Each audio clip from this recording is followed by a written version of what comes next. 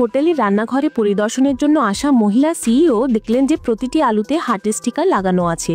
আর এটি দেখে তিনি চমকে গেলেন, কারণ ছোটবেলায় তিনিও এমনটি করতেন, যাতে আলুগুলো অন্যদের আলুর থেকে সুন্দর দেখায় এবং তার বাবা তাড়াতাড়ি সেগুলো বিক্রি করতে পারেন। কিন্তু তার এই বুদ্ধিমত্তায় তার বড় বোন হিংসা করতে শুরু করে, আর তাই পরের দিন বড় বোন ছোট বোনকে ভুট্টার খেতে নিয়ে গিয়ে মানব পাচারকারীদের কাছে বিক্রি করে দেয় এবং সেই টাকা দিয়ে সে একটি নতুন ফুলের পোশাক কিনে বাড়ি নিয়ে আসে। কিন্তু যখন তার বাবা কাছ থেকে বাড়ি ফিরলেন এবং বড় মেয়ের কাছে তার ছোট মেয়ের কথা জিজ্ঞাসা করলেন, তখন বড় মেয়েটি মিথ্যে কথা বলল যে তার বোন বাইরে খেলা করছে। কিন্তু বাবার কাছে এই কথাটা অদ্ভুত আর মিথ্যে মনে হলো, কারণ তার ছোট মেয়ে ছোটবেলা থেকেই অনেক বুদ্ধিমান ছিল আর সে সময় মতো বাড়ি ফিরে আসতো। তাই বাবা তার দুর্বল পা নিয়ে তাকে খুঁজতে বেরিয়ে গেলেন এবং সারা রাত খোঁজ করলেন। কিন্তু সারা রাত খোঁজার পরও তিনি তার ছোট মেয়ের কোনো খোঁজ পেলেন না এবং এভাবে দেখতে দেখতে 10 বছর কেটে গেল। তাই ছোট মেয়েকে হারানোর শোকে বাবা তার বড় মেয়ের দিকে সম্পূর্ণ মনোযোগ দিতে শুরু করলেন। বড় মেয়ের রক্তদানের বিনিময়ে পাওয়া রুটি খুব পছন্দ ছিল, তাই বাবা প্রতিদিন রক্ত দিয়ে তার জন্য রুটি নিয়ে আসতেন। এমনকি বড় মেয়ের বিয়ের জন্য 50 লক্ষ টাকা জোগাড় করতে গিয়ে বাবা তার ঘরে সমস্ত জিনিসপত্র পর্যন্ত বিক্রি করে দিয়েছিলেন। কিন্তু যখন তিনি তার বড় মেয়ের সাথে দেখা করতে শহরে গেলেন,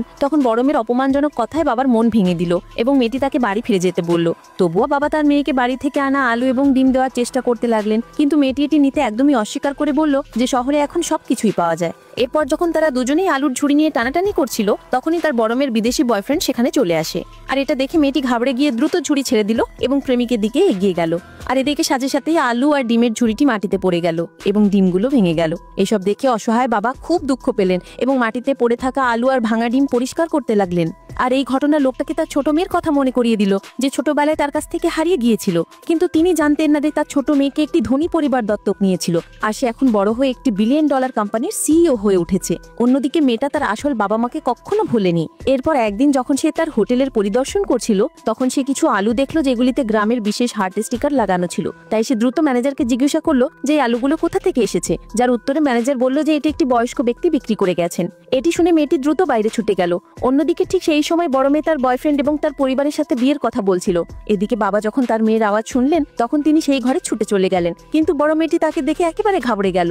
এরপর বাবা যখন মেয়েটিকে জিজ্ঞাসা করলেন যে মা, এ কি সেই বিদেশি ছেলে যার কথা তুমি বলেছিলে? এটি শুনে মেয়েটি আরো ভয় পেয়ে গেল আর তাই সে পরিস্থিতি সামলাতে তার কাছে থাকা মদের গ্লাস তুলে বাবার দিকে ছুঁড়ে মারলো। এদিকে বাবা কিছু বোঝার আগেই ছেলেটির মা ব্যঙ্গ করে বলল, তোমাদের দেশ সত্যি কতটা পিছিয়ে আছে যেখানে ভিখারিও 5 স্টার হোটেলে ঢুকে পড়ে। আর এটা শুনেই সাথে সাথে মেয়েটি হোটেলের ম্যানেজারকে ডাকলো এবং বাবাকে ঘাড় ধাক্কা দিয়ে হোটেল থেকে বের করে দিতে বলল। এরপর মেয়েটার প্রেমিক রাগ করে মেয়েটার বাবাকে ধাক্কা দিয়ে বলল, এখান থেকে ওকে দ্রুত বের করে দাও, কারণ ও আমার গার্লফ্রেন্ডকে ভয় পেয়ে দিয়েছে। যদি এমনটা আবার হয় তাহলে আমি হোটেলের বিরুদ্ধে অভিযোগ করব। তাই বাবাকে বাধ্য হয়ে সেখান থেকে বাইরে যেতে হলো এবং এই ঘটনা বাবার মন একেবারে ভেঙে দিল, কারণ যে মেয়ের জন্য বাবা তার সবকিছু বিক্রি করে দিয়েছিলেন, আজ সেই মেয়ে তার বাবাকে চিনতে অস্বীকার করছে। অন্যদিকে ছোট মেয়ে যে তার বাবাকে খুঁজতে খুঁজতে ক্লান্ত হয়ে পড়েছিল, কিন্তু বাইরে বেরোনোর সময় হঠাৎ তার পা মচকে গেল এবং সে পড়েই যাচ্ছিল, কিন্তু ঠিক তখনই তার বাবা তাকে ধরে ফেললেন।